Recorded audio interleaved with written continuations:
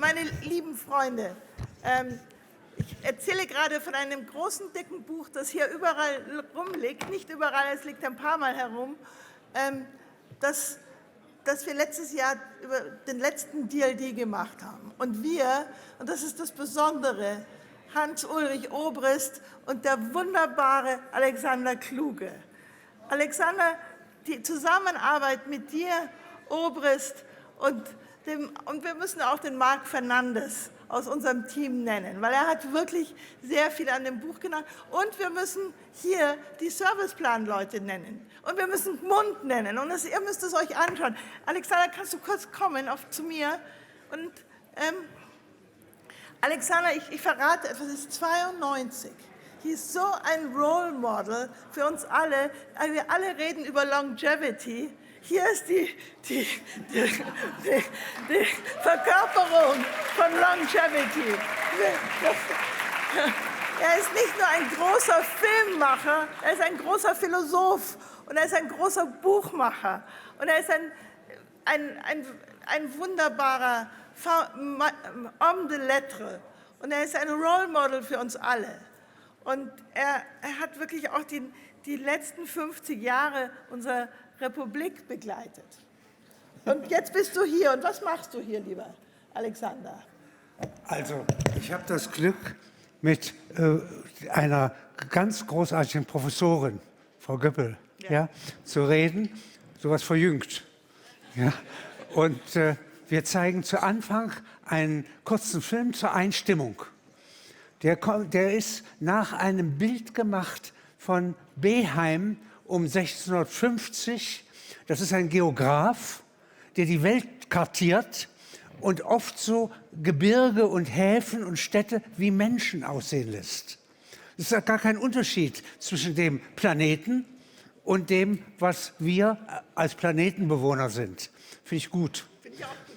By the way, if you don't understand what we say in Germany, ask your neighbor to translate. Yeah? Good. We try to talk in English and sometimes in German, yeah, if we don't know the vocabulary. Genau. Und das Interessante ist, dass die virtuelle Kamera, die KI, ja, Kommentare geben kann zu traditionellen Bildern. Also die Ikonografie öffnet sich. Die Bilder sind im Dialog, was sonst nur die Bücher sind. Ja? Das finde ich zum Beispiel gut, dass ich das in meinem Alter noch erlebe. Gut. Also, Maja, bitte, Maja, komm. Maja Göpel. Maja, komm ganz kurz mit. Maja, komm. Maja, how would you describe what you do? I've taken the privilege to always connect academic thinking and using what I thought about to try it out in practice. And so I've been going back and forth between active engagement in changing societies and then retreating again and reading about how other people explain what I've experienced and then using that again. And that's been amazing. It's been a misfit journey. And now I'm very glad that transformation research says that's actually an asset. You're not a misfit any longer. We like people that have tried in practice what they thought about and that have been thinking in different disciplines. And that was probably the only possibility to be able to talk with Alexander, because he's the most amazing polymath ever. Polymath, this was the word I missed. Yes. Polymath. Please go ahead. And where did you meet Alexander Kluge? Oh, we did meet, obviously, at DLD. This I wanted to hear. No, that was last year, where Steffi incidentally put me at the end of the table where Alexander and his son were sitting with Hans-Ulrich Obrist. And then we started talking about how we might want to create new institutions, kind of similar to what we heard about the Nigerian university, where all the different forms of expression and human potential of engaging with each other would be given more attention in life again. And this is how we also came a little bit to the topic of today, to talk about vividness. Beyond just being alive, being there, what does it mean to thrive? And that's what we've tried to put into our little exploration between pictures and images and words, and what all of that has to do with the technosphere that we're building today. So over to you to give us a little bit, because all of a sudden we're talking about the possibilities of AI, and then Alexander said, well, first we got to listen to Heraklit. And I was like, ooh, that's a bit long ago, but you have a very clear idea of why that fits right here. Yeah. First we see the short film, yeah, only with the music of Cage, as slow as possible. I wish that aller gesellschaftlicher Fortschritt langsam ginge, aber sicher ginge. Ja? So more towards security and the, well, decent speed for that.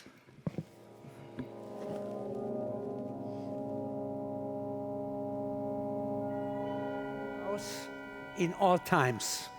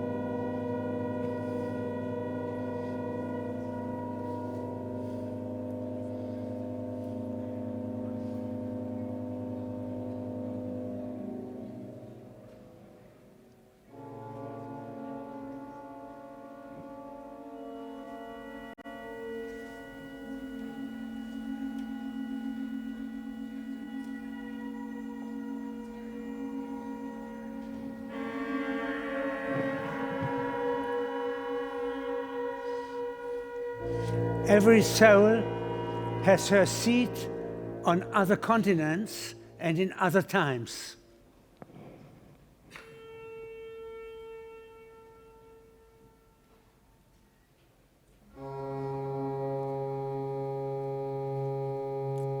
The KA, also the stable diffusion, yeah, my virtual camera, makes these pictures from one picture you saw at the beginning, at the start. It's always the same picture.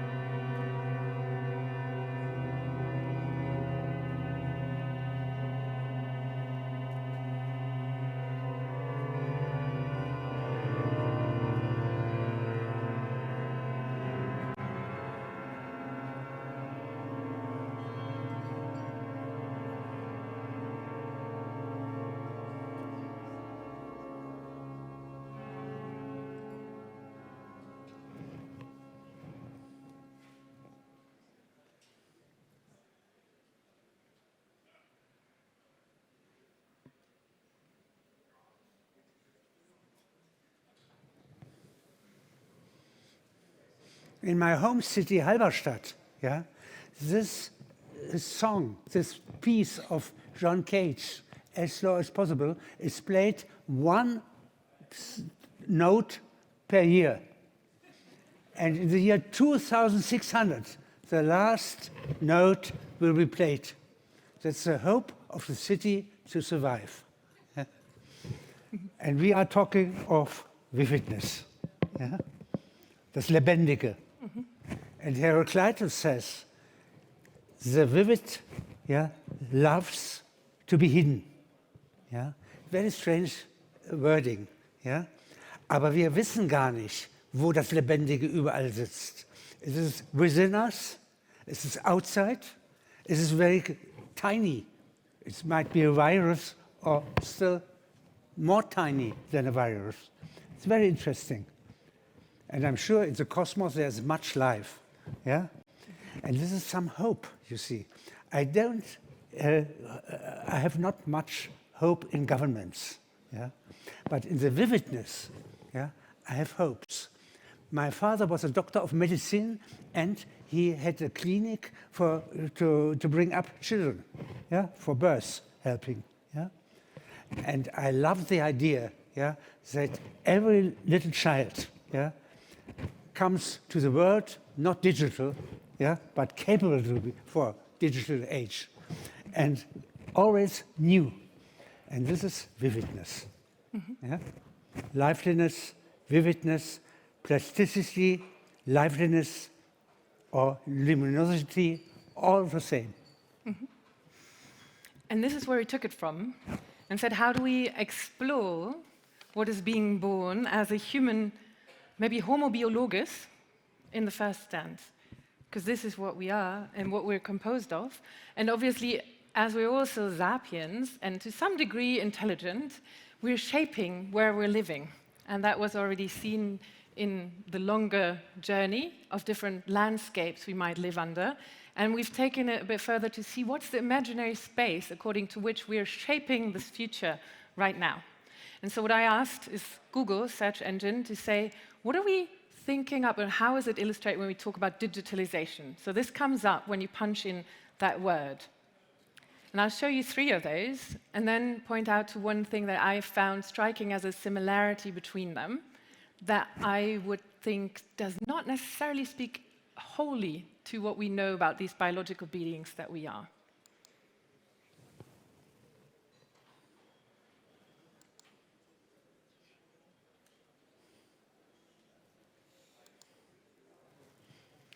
Because what we see is a distinction between the human element and some kind of control panel with which we are seeking to maybe see or control or manage better what is somehow hidden behind.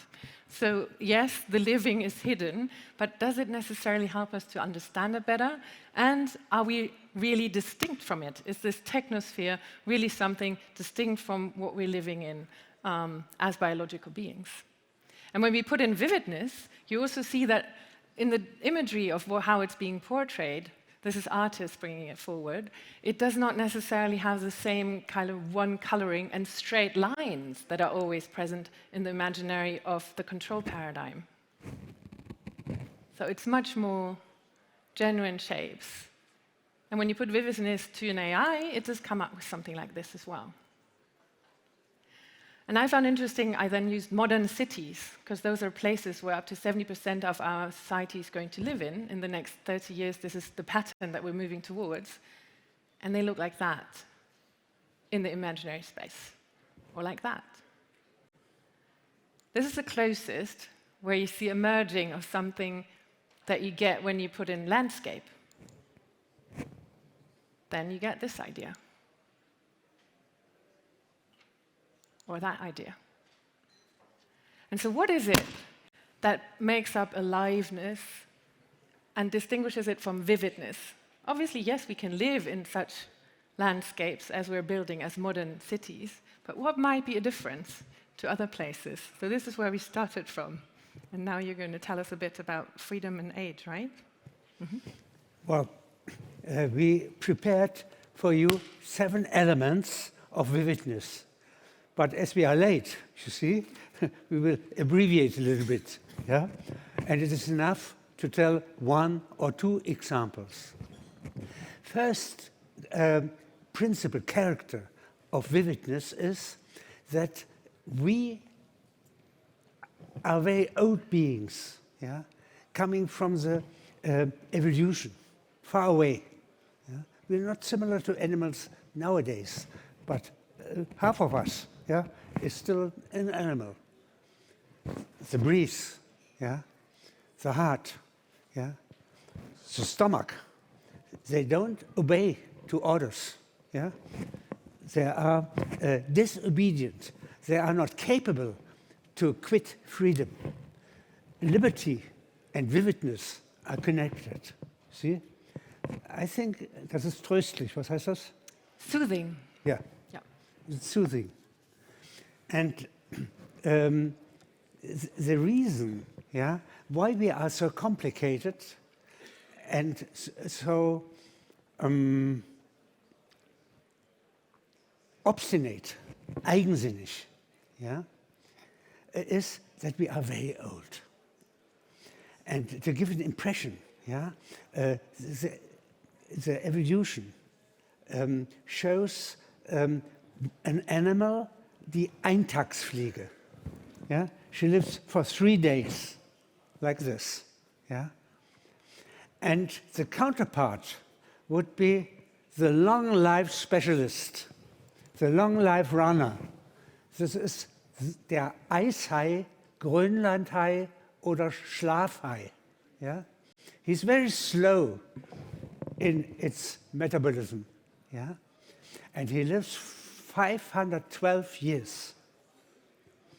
Luther comes in Wittenberg and puts his thesis to the church. And 3 weeks ago, yeah, this animal was born. When such an animal is 150 years old, then it becomes geschlechtsreif. It can reproduce. Yeah. And then it needs, in an egg, all fishes come from an egg. It grows in an egg, and afterwards, like the kangaroos, yeah, it keeps sitting in the body of the mother for 5 additional years. And then 5 meters long goes into the cold. They live in the cold. And their flesh and blood, yeah, has some chemical anti-kälte, anti-coldness, coldness. And therefore, fishes are afraid. They fear this Eishai. Stinkt, ja? Verdirbt die ganze Fracht. Das ganze Fischerboot kann man wegschmeißen, ja? Wenn so ein Beifang mit da ist. Sie zerschneiden lieber die Netze, als den auch nur eine Minute an Bord zu haben. Und das sichert das Leben dieser Tiere. Ich finde es eine tröstende Idee, dass es Säugetiere gibt, ja, die mit uns ja verwandt sind. Vor 40 Millionen Jahren hatten wir einen gemeinsamen Vorfahren. Ja? Und die leben so. Und die Eintagsfliege ist ein Musterbeispiel für den Einfallsreichtum der Natur. Die ist schön wie eine Libelle und lebt nur 3 Tage. Das ist die Spannweite der Evolution, aus der stammen wir. Und bei uns ist das mehr spirituell bereits, ja, was bei diesen Tieren noch alles wirklich ist. Mm-hmm. And one of the things when we're trying to think about the ideas what we can take from it, and we're going to take it towards thinking about the paradigm for technological development now. What I found really fascinating about the Hai is that he goes hunting very rarely. He only really goes up to expose energy and use energy to eat 1 sea lion, and then he's happy again for a quarter of a year. Did I memorize that right? And then that's a very, very efficient way of existing, right? So it's not about using as much energy as there possibly is and demand ever more in order to deliver on whatever might be a purpose in the future. But he's very clear, my purpose is to stay here and to survive as a biological being. That is my purpose. But I'm trying to do that in the least energy-intensive way. And this is already something where we're coming a bit closer to thinking about why and where some of the paradigm with which I feel we're approaching some of the digital age and the paradigm of the living are not necessarily matching so well in what we might learn from the living. In order to think about how technology can serve that better, rather than try to supplant it. And here we're coming into Unworte des Lebendigen. So it's kind of Unworte because they all start with the pre-syllabus un. So we're going into negating something that we think is possible, but the living is kind of escaping it. And what can we learn and take from it when we're appreciating that? So untrennbar is non-divisive. And then we think about how we're thinking of technological savior and technological fixes, and this whole idea that we can build a lot of software, a lot of hardware, a lot of data infrastructures without thinking, how is it connected back to our Earth, to our home as biological beings? What's the amount of resources we need for that, and energy? what is happening in the background that we don't see, that is alive, but that we take for granted and take from in order to service a paradigm of development that is not aware of where the rhythm of that reproduction and the capacity of what can be replenished is actually taking place. So what could we learn from this untrennbar? So it's non-divisive, it is always embedded, it's grounded, geerdet. Digitalisierung erden, to bring it back where it actually happens on this planet Earth. And obviously this is something that links with Anthropocene. It is a term that comes from the Earth system sciences that are saying, yes, we are, as a species, now shaping the future of ecological development on this planet. And we're always looking a bit at the technological space, forgetting about that only digital development has enabled for that acceleration since the 90s, 50s, of connecting, of accelerating, of intensifying, that is now called our economy. So Anthropocene, the anthropos being the humans, being that biological being, is shaping a technosphere future that is not necessarily helping the conditions of biological beings to thrive. So what if we accepted that it's untrennbar, and said this is the way that technology should develop? And the next one that we've had is something that's not working with my clicker anymore. Is unverhandelbar, so non-negotiable. Because it's the natural laws that are non-negotiable. And that is the message that Anthropocene should be all about. We can learn, we can understand, we can see much better, we can use the data, we can apply it in a way that lets us understand, with a bit more humbleness maybe, how we might best embed our ways of servicing within the logics of 512-year-long living animals, or the ones that are only 3 days old, and how they're connected to each other to make up something like biodiversity that allows for us to live and have harvests every single year. And all this, yeah, you could continue, yeah, and all this is a resource like our planet is.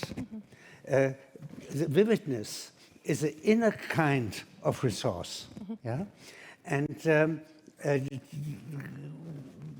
we wanted to show how the commands of KE, yeah, fit to explain these things. We should do that next year, yeah.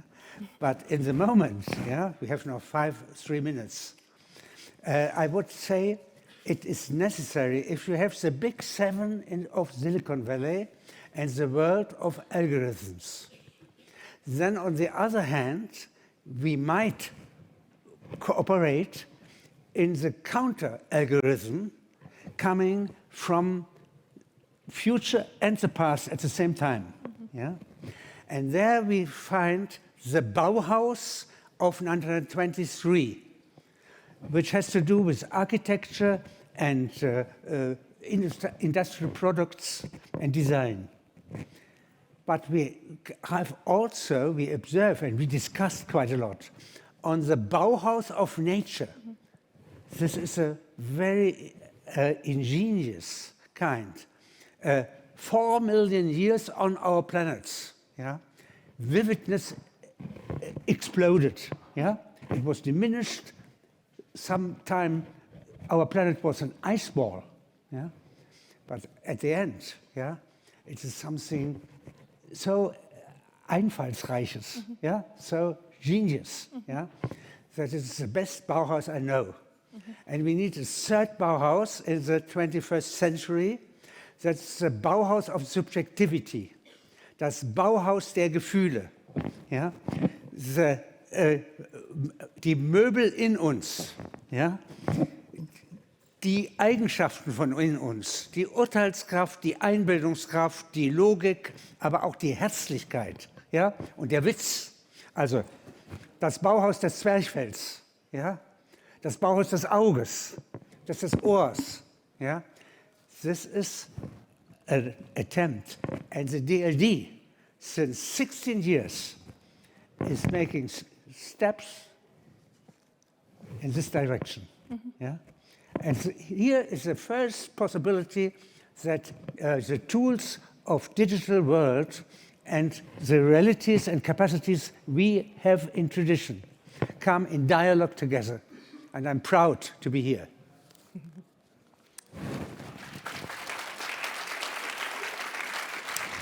Lass mal den Film, ja? We leave a film out, you see? Yeah? And then I'll just say a few concluding remarks, because I'd love to just throw at you the other ones, which is unbeirrbar, imperturbable. So we've had resilience. I wish for us to think about how stop interfering with how nature does things might also be a solution. And nature-based solutions might be better than technological-driven CCS, etc. fixes. So how can we be more appreciative of what's already there? When we've seen that under COVID, dolphins came back. We see wherever there's a ruin, the grass is going to grow over it once we leave it alone. So nature is unbeirrbar, it's going to come back. And we have unsichtbar, as we had it, we have the microbes, we're going to learn about biodiversity next. What is servicing unnoticed? Don't read Sir Partha Dasgupta's report on the economics of biodiversity and you'll be taken into the trillions of unnoticed, unaccounted for value that's being regenerated by tiniest little pieces and microbes and little water drops for us every single day. We should value that. We should be servicing that much more and use a new technological paradigm to do that better. And the unverfügbar obviously means it's beyond control. We can't just duplicate what is alive. So I sometimes wonder, why do we pride ourselves of building human robots or robots that are supposed to look like dogs? This is already there in a much more pristine, much more vivid way.